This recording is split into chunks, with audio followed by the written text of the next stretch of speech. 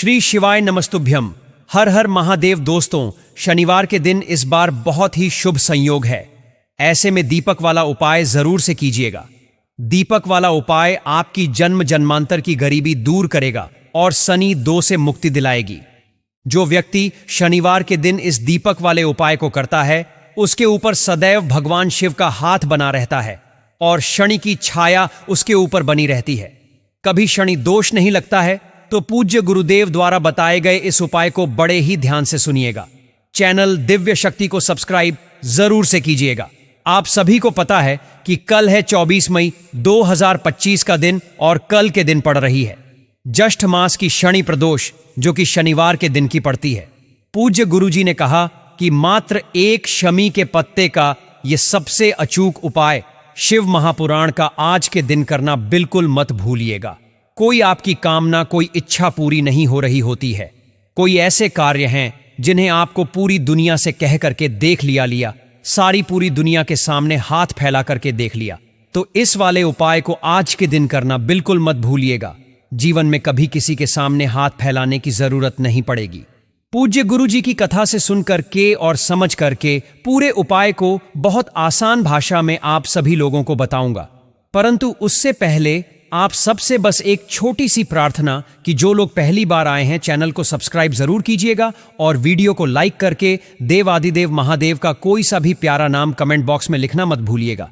इस पूरे वीडियो में हम 4 महा उपायों के बारे में बात करेंगे जो कि आपको इस शनि प्रदोष के दिन करने हैं। तो ध्यान से सुनना है और समझने की कोशिश करना है। सबसे पहले बात करते हैं हमारे पहले वाले उपाय की और समझने की कोशिश करना। पहला वाला जो उपाय होगा वो आपको शमी के पत्ते से करना है। गुरुदेव ने कहा कि यह जो प्रदोष का दिन होता है न, इस दिन आपकी बड़ी से बड़ी कामनाएं पूरी होती हैं। जब आपके जीवन में धन और पैसों को लेकर के दिक्कतें बढ़ने लगे हैं न, कई बार ऐसा होता है कि हमारे घर में पैसा बिल्कुल बचता नहीं है, खर्चे बहुत ज्यादा होने लग जाते हैं। दुकान है, व्यापार है, ग्राहक नहीं आ रहे हैं, समस्याएं काफी ज्यादा विकट हो जाती हैं। कई बार तो किराया तक देने का पैसा नहीं होता है। जब भी आपके जीवन में धन को लेकर के समस्याएं आने लगे ना, तो जब प्रदोष का दिन होता है, इस दिन इस उपाय को करना मत भूलिएगा। पूज्य गुरुजी ने शमी के पत्ते का जो महिमा बताई, गुरुदेव ने वो कहा था कि एक शमी का पत्ता 14 करोड़ सोने की मुद्राओं के बराबर होता है। और अगर कोई फूलवश भी इसे शिवलिंग पर समर्पित कर देता है तो उसकी सारी कामनाएं पूरी होती हैं। इस वाले उपाय में आपको चाहिए 2 शमी के पत्ते हैं ना। कहां से तोड़ोगे? इस स्थान से तोड़ना। ये जो गोले में बनाया ये एक शमी का पत्ता है। ऐसे आपको 2 शमी के पत्ते चाहिए, ठीक है। साथ ही साथ आपको एक दीपक तैयार कर लेना है। यह जो दीपक तैयार करोगे इसके अंदर होगी गोल भाती, है ना, यानी कि फूल भांति लगानी है और इसके अंदर भरना होगा घी, ठीक है। और साथ ही साथ लेना होगा आपको थोड़ा सा लाल चंदन। आपके पास हो तो बहुत अच्छी बात है, वरना जब भी आप मंदिर का चंदन लो ना, तो उसका 12 रुपये 5 पैसे दान पट्टिका में जरूर डाल के आया कीजिए, ठीक है। यह गुरुदेव का कहना है। और साथ ही साथ आपको चाहिए मात्र 2 बूंद घी है, ना ज्यादा नहीं चाहिए। 2 बूंद घी कोशिश करना, गाय का घी मिल जाए तो बहुत अच्छी बात है। और एक लौटा शुद्ध जल अपने घर का तांबे के कलश में, ठीक है। तो आपको 2 शमी के पत्ते, लाल चंदन, घी और एक दीपक ये ले लेना है। सभी को लेकर के पहुंचना भोलेनाथ के मंदिर में, शिवलिंग के पास। अब किस समय पर जाएंगे? तो जो प्रदोष का दिन होता है ना, इस पूरे दिन में आप चाहे सुबह चले जाओ, शाम को चले जाओ, शाम को ना जा सके रात को आप इस उपाय को कर सकते हो, कोई दिक्कत नहीं है। आपके घर पे कोई शिवलिंग विराजमान है, आप वहां पर भी कर सकते हैं। क्या करना है? आपको शिवलिंग के पीछे की तरफ खड़े होना है, जिससे आपका मुख उत्तर दिशा की तरफ में हो जाएगा। जलाधारी का मुख उत्तर दिशा की तरफ में होता है। सबसे पहले जो 1 लोटा शुद्ध जल लिया है, उसे श्री शिवाय नमस्तुभ्यम मंत्र का स्मरण करते हुए या फिर ओम नमः शिवाय मंत्र का स्मरण करते हुए कुंदकेश्वर महादेव के नाम से शिवलिंग पर समर्पित करना है, ठीक है। जब यह पूरा जल समर्पित हो जाएगा, उसके पश्चात जो आपने 2 शमी के पत्ते लिए हैं ना, उनको चढ़ाने का क्रम ध्यान दीजिएगा। जो 1 शमी का पत्ता आपने लिया है, पहले 1 शमी का पत्ता लेना। इस शमी के पत्ते के ऊपर क्या करना है? आपको घी लगा देना है। अच्छे से सभी पत्तियों पर एक बूंद लेना और उस घी को इसके ऊपर लगा देना। लगा देने के पश्चात फिर इसी पर आपको लाल चंदन में भिगोना है।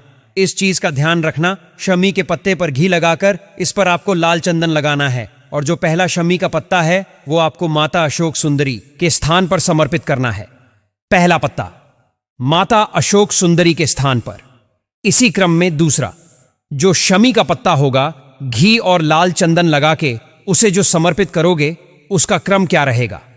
पहले उसे माता अशोक सुंदरी के स्थान पर स्पर्श कराना है और अपना नाम और गोत्र बोल करके उसके बाद वहां से उठाकर भोलेनाथ की शिवलिंग पर समर्पित करना है।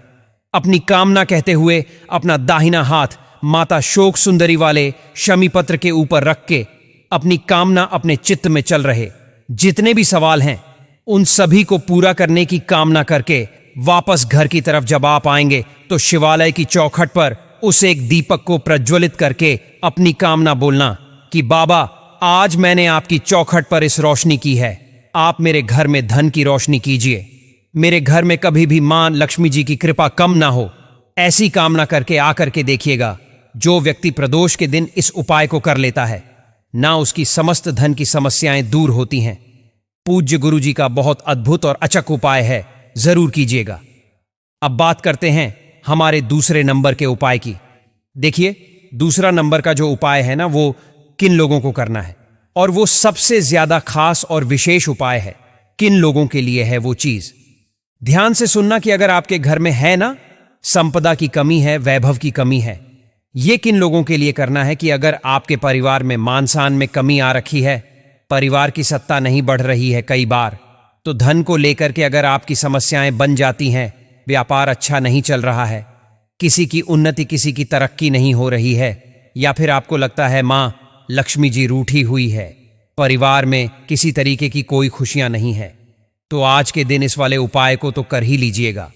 भूलना नहीं है आपको इस वाले उपाय के लिए क्या करना है। चाहे स्त्री करे चाहे पुरुष करें, आपको एक इस तरीके से स्टील का कलश या कटोरी या गिलास कुछ भी ले लेना, ठीक है, और इसके अंदर आपको भरना होगा दूध। ये जो दूध होगा ये किसका होगा? गाय का, और वो भी कैसा होना चाहिए? कच्चा दूध होना चाहिए। इस चीज का ध्यान रखना। साथ ही साथ आपको लेनी होगी इस तरीके से दुर्वा को लेने का क्रम क्या रहता है, या तो 1 लो या 3 लो या 5 लो या 7 लो या 11 लो, इस तरीके से आप मान लो 11 ले लिए। उन्हीं 11 दुर्वाओं का एक बंडल बनाना और इसे किसी भी मोली कलावे धागे से नहीं बांधा जाता है, एक एक्स्ट्रा दरवा लेना, उससे इसका बंडल बना लेना, ठीक है। तो पहला तो काम ये हो गया। आपने जो ये दुर्वा का बंडल बनाया है ना, तो जिस कलश में आपने दूध लिया है इसी के अंदर आपको ये दुर्वाओं को डाल देना है, ठीक है। दूसरे नंबर पर आपको क्या करना है? लेने होंगे थोड़े से चावल, ठीक है ना। इस तरीके से चावल लेना। कितना? 1 चुटकी चावल। अब कितने भी दाने आ जाएं वो कोई दिक्कत नहीं है। इन चुटकी चावलों को आपको केसर के जल में भिगो करके पीले चावल बना लेने हैं। किस तरीके से? पीले चावल, थोड़ी सी केसर लेना, इसे 2-4 बूंदे जल के अंदर भिगो करके उसी के अंदर उन केसर वाले चावलों को डाल देना, ठीक है ना। तो उससे क्या होगा कि जो केसर का रंग है वो उनके ऊपर चढ़ जाएगा, तो वो इस तरीके से पीले पीले से हो जाएंगे। और एक दीपक आपको तैयार करना है, गाय के घी का गोल भांति का दीपक, ठीक है। इन सभी को लेकर के आपको भोलेनाथ के मंदिर में जिस भी समय पर आपको समय मिले उस समय पर जा सकते हो, चाहे सुबह चाहे शाम को। यहां पर क्या करना है? जैसे ही आप यहां पर पहुंचोगे तो शिवालय के चारों तरफ एक इस तरीके से चौखट बनी हुई रहती है ना। उसी चौखट पर सबसे पहले आपको करना क्या है? जो आपने पीले चावल लिए हैं ना, जो केसर में भिगोए हुए हैं, उत्तर दिशा नॉर्थ डायरेक्शन की तरफ में मुख करके पहले तो यहां पर बैठ जाना शिवलिंग के पीछे की तरफ में। और जो चावल आपने लिए हैं उन चावलों को यहां पर इस तरीके से रख करके उसी के ऊपर सबसे पहले आपको एक दीपक प्रज्वलित कर देना है इस तरीके से, ठीक है। और अपने सम्मुख में उस कलश को आपको रख लेना है जिसके अंदर आपने दुर्वा डाली हुई है और दूध डाला हुआ है। आपको यहां पर महादेव जी की जो कामना करनी है, विनती करनी है, पूजा पाठ जिस तरीके से आप करते हो उस तरीके से कर लेना।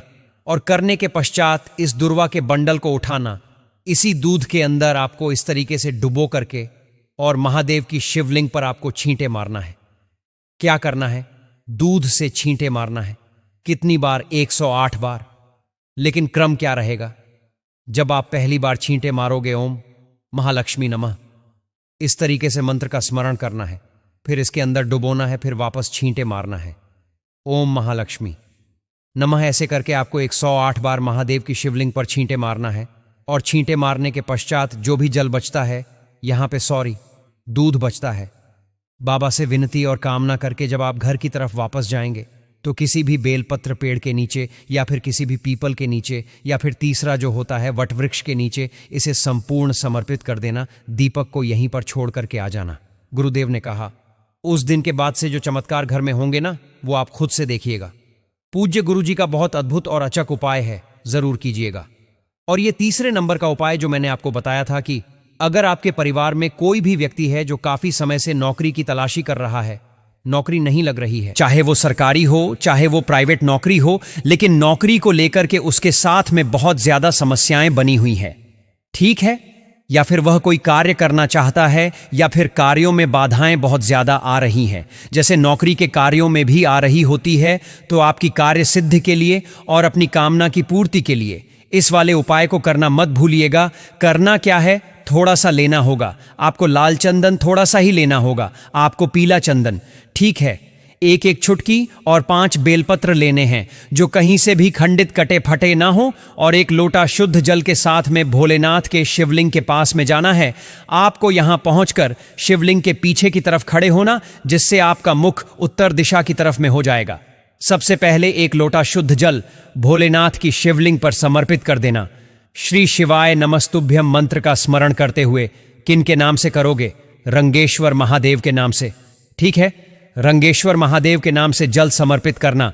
जब ये पूरा जल समर्पित हो जाएगा, उसके बाद अपने दाहिने हाथ की अनामिका उंगली पर लाल चंदन लेकर के उस लाल चंदन की 7 बिंदियां जलाधारी पर किसी भी जगह पर, यहां पर 7 बिंदियां लाल चंदन की लगानी है, ठीक है। और फिर उसके बाद में थोड़ा सा आपको लेना होगा पीला चंदन। पीले चंदन की 5 बिंदियां माता अशोक सुंदरी के स्थान पर लगा देनी है अपनी कामना कह करके। और उसके बाद जो 5 बेलपत्र आपने लिए हैं, उन 5 बेलपत्रों को शिवलिंग पर इस तरीके से समर्पित करना कि सभी की डंडियां जो रहे वो अलग अलग दिशा में रहे। अब ध्यान से सुनिएगा, जब आप इन 5 बेलपत्रों को शिवलिंग पर समर्पित करेंगे ना, तो किन के नाम से करोगे? छम्पेश्वर महादेव के नाम से। छम्पेश्वर महादेव के नाम से अपना दाहिना हाथ इन 5 बेलपत्रों के ऊपर रखकर अपने हृदय की बात, अपनी मनोकामना कह करके चले आ जाना। ज्यादा से ज्यादा 3 महीना आपका वह कार्य भी बनेगा और आपकी नौकरी भी लगेगी। पूज्य गुरुजी के सभी उपाय बहुत ही ज्यादा खास और अद्भुत है, जरूर कीजिएगा। वीडियो पसंद आए तो लाइक जरूर करना, चैनल दिव्य शक्ति को सब्सक्राइब जरूर कीजिएगा।